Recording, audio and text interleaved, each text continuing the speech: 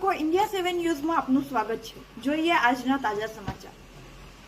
આજરોજ તારીખ 5/3/2025 ના રોજ સવારે મરચાની ભારી અંદાજે 144 ભારી, જેમાં હું ખેડૂત તરીકે સેજુલભાઈ રામજીભાઈ ભૂત, મારી ભારી 95 તથા જયંતિભાઈ ડેડકિયા, જેમની ભારી 45, એમ કરીને 145 જેવી ભારી સવારે ભરી અને જેવા વાહન અહીંથી પસાર થયું, વાહન પસાર થવાથી એની ઉપર કારની ઉપર પક્ષી બેઠા હતા।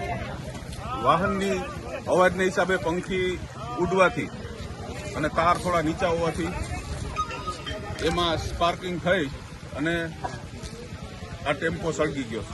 અંદાજે 8 લાખ પ્લસ 4 લાખ 12 લાખના મરચા અને 7 થી 8 લાખની ગાડી, જે આ ભાઈ મોહિતભાઈ રાણંગાની હતી, ટાટા 907 709। એટલે આ નુકસાની ખૂબ જ મોટી નુકસાની ગયેલ છે અને ટેમ્પાવાળાને પણ એની રોજીરોટી છીનવાઈ ગયેલ છે। તો આ બાબતે સરકારશ્રી કેવું વળતર આપે છે, શું કરે છે, એ ખેડૂતોને તથા ટેમ્પા માલિકને જોવાનું છે।